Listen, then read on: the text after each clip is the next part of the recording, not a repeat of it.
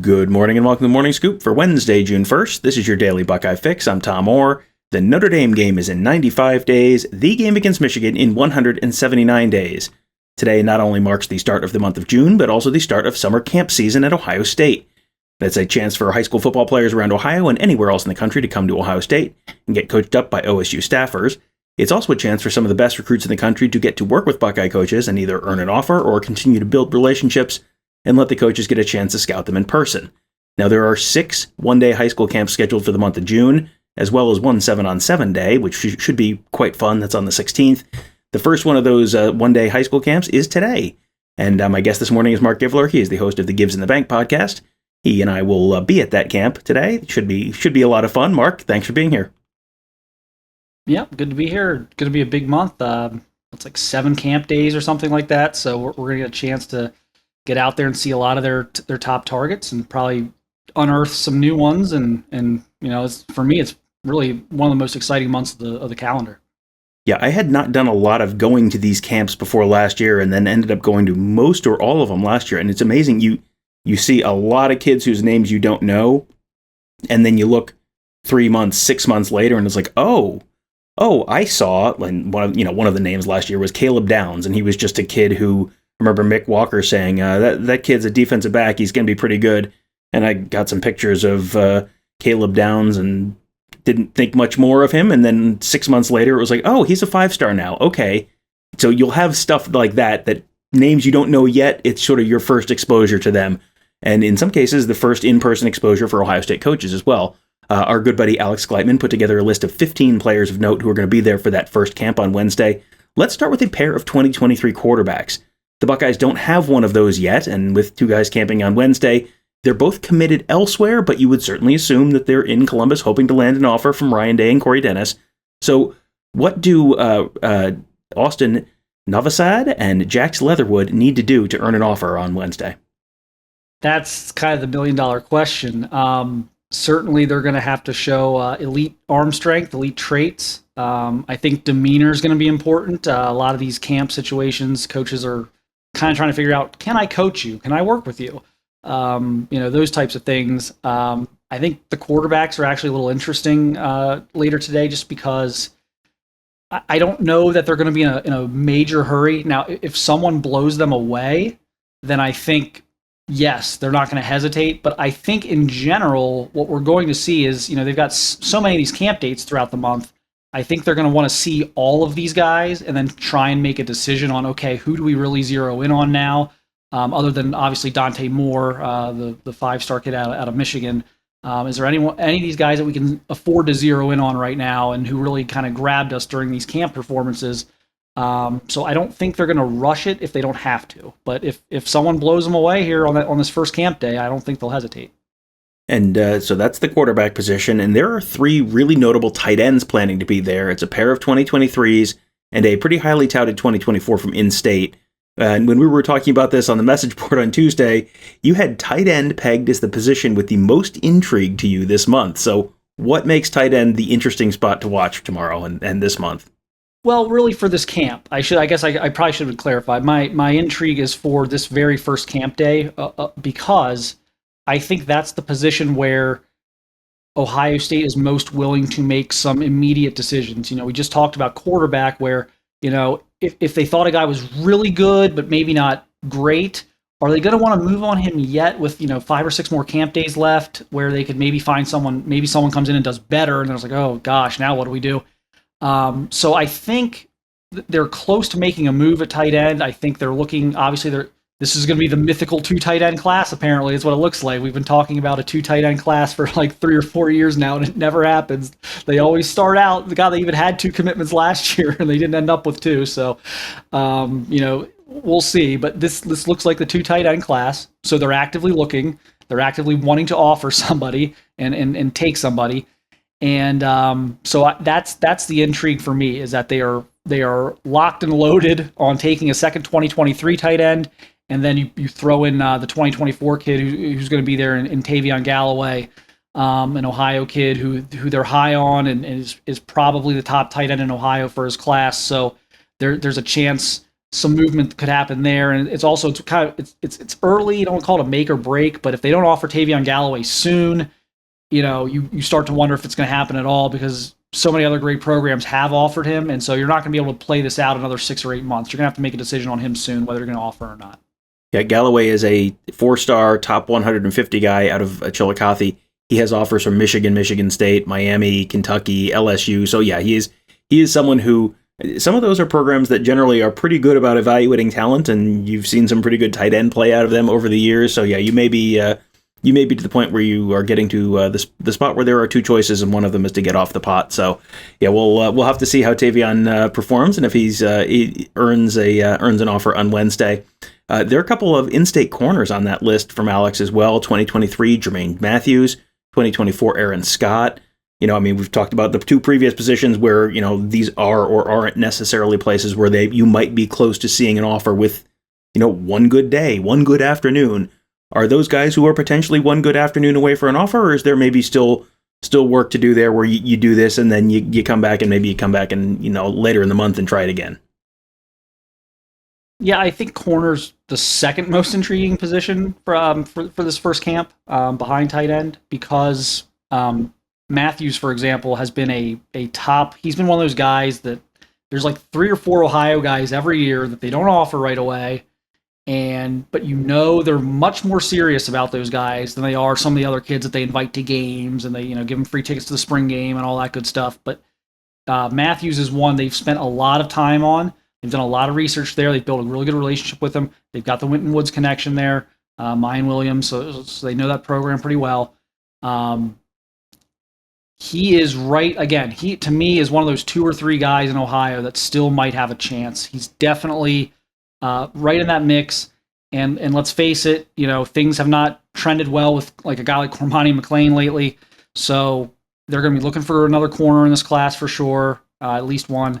And so this could make some sense. When you look at Aaron Scott, the 2024 from Springfield, Aaron would be one of my top 10 Ohio prospects in this class at this point. And that's early. Things can change. But he's a guy I've seen quite a bit of. Long, athletic kid. Needs to fill out a little bit, but a lot of these young corners do anyway. But, size, athleticism, length. So he's a guy, again, probably one of the top 10 rising juniors in the state of Ohio. So just that fact alone gives him a shot at an offer, and I know they're going to take a close look at him. All right, a couple more guys to ask about, and these are guys who are a little further down the road. They're not 2023s and 2024s. One of them is a 2025 quarterback, Colton Gamino from Elmhurst, Illinois. When you're looking at a quarterback who is still, just wrapping up his freshman year of high school, so obviously a lot of growth still to come, when you're evaluating someone who's that far out, what are you looking for when you're watching him throw, when you're watching him just do whatever quarterbacks do during the afternoons at camp? What are you looking at to see this guy who is still 3 years away from a decision, whether he's someone that, is someone that Ohio State is probably going to be pursuing or not? This is kind of an obvious answer, but I guess I can kind of explain it in a little more depth. But like, you're looking for physical traits. I know, shocker. Yes, you want big, fast guys, but like that's really the bar you're looking at right now is like, okay, what are the physical traits? Because what happens in 2 to 3 years is so off the radar. College football is what's on the docket today. It's not what's on the docket in 3 years type of business. So you are simply looking at what is the ceiling here. If this kid goes to class every day, gets good grades, goes to the weight room every day, does exactly what he's supposed to do, continues to fill out, all that stuff, what can he actually be? With the older guys, yes, you're looking at that, of course, but you should already have an idea of that when they're juniors and seniors. You're doing more of the deep dive stuff, the character, is he a captain on his team? Is he this, that, and the other? You're doing a lot more of the intangible type of research on those guys to make sure, okay, we've spent the last 3 years tracking him physically. We know he's capable physically, but is he a culture fit? Is he all scheme fit? All that other stuff. Right now, with a guy like Tyler Atkinson, it's what is he physically? That's really what you're looking at. And is he a recruitable athlete from a physical standpoint? And then we'll spend his sophomore, junior, senior years figuring out what type of kid he is, what type of leader, all that other stuff. Yeah, and Tyler Atkinson, in case you're wondering, he is the 2026 defensive end out of Georgia. He just finished his 8th grade year, like the one in middle school. Just finished his 8th grade year, already has offers from Ohio State, Georgia, Texas A&M, but 2026 is quite a ways away. And so that'll be he's someone I'm intrigued to see, but I think there's a little bit of pump the brakes there. With 4 years is a long time. Don't want to get too far ahead of yourselves on someone 4 years out. I always think of Danny Clark, who was a freshman and got an offer and committed to Ohio State in 2013, and then by the time 2017 rolled around and he was a senior, he didn't end up working out with Ohio State, because a lot can change between your freshman year and your senior year. Even more can change between your 8th grade year and your senior year. So yeah, he's going to be interesting to watch, but someone I think we just maybe pump the brakes just a little bit there. Is there anyone else you're particularly interested in watching on Wednesday, other than the guys we just talked about?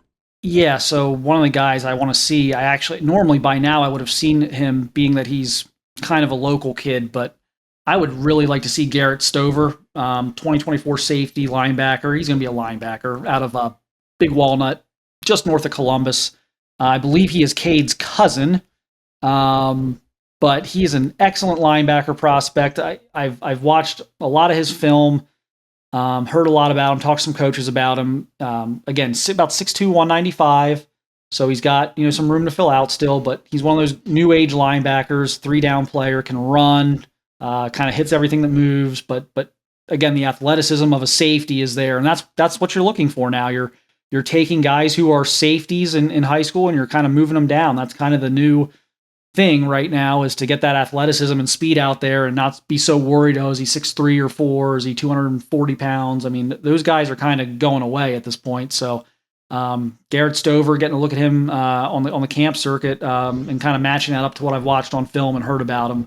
High academic kid. I think he'd be one of my top 10 Ohio kids early as well. And is a guy that I'd probably bet on getting an offer at some point, to be honest with you, especially with the need at linebacker coming up here in these next couple of recruiting classes. I would probably bet that he will be offered at some point. So it'll be interesting to see how things go here this first camp. Yeah, he is another 2026 guy. So I think he's a 2026. No, he's a 2024 guy. Sorry. 2024. Yeah, listed at 6'2", 190. Yeah, listed at 6'2", 195. 4-star, top 250 player. So already has offers from Boston College, Michigan State, Kentucky, Minnesota, Pitt, Iowa State, like that level right below Ohio State.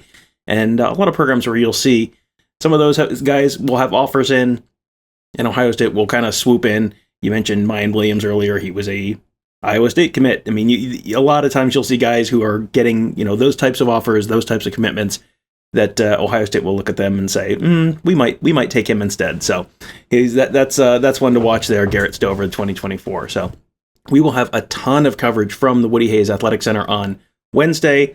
Really looking forward to it. Kevin Noon and Mark and I are planning to be there. Should have lots of photos, hopefully some interviews, lots of scouting, lots of video. It should be a fun day. Always look forward to these camp days. They are a lot of fun, and just a little taste of football in the middle of summer. So always a good time. We may do maybe one of those midday bonus episodes like we dropped last year during some of these camp days as well. So you may get a little extra bonus show once or twice this month on the Morning Scoop feed as well. So you have all that to look forward to on your Wednesday. A little live football coverage. Isn't that fun? So make sure you are checking out this feed. You're listening, so I guess we've already checked that one off the box. But you can also check out the Big Me Kickoff podcast. That's Kevin's podcast. He'll be there on Wednesday. Buckeye Weekly, Tony Gerderman and I do that. Gives in the Bank. Mark and Bill do that one. You can find them all. Just search Buckeye Scoop on whatever podcast platform you're listening to this on. You can subscribe right there and leave us a 5-star rating and review as well, which will help other folks find those shows. And also make sure you're subscribed to our YouTube channel at youtube.com/Buckeye Scoop. If we do a live show, we will tend to do some kind of a live something or other at some point during the day from these camp days. Best way to make sure you don't miss it is to be subscribed to that YouTube channel at youtube.com/Buckeye Scoop. Hit that bell, and that way you get notified every time we go live, every time we post a new video, so you never miss a thing. That'll do it for today. Thank you guys all for joining us. Have a great day. We'll talk to you tomorrow.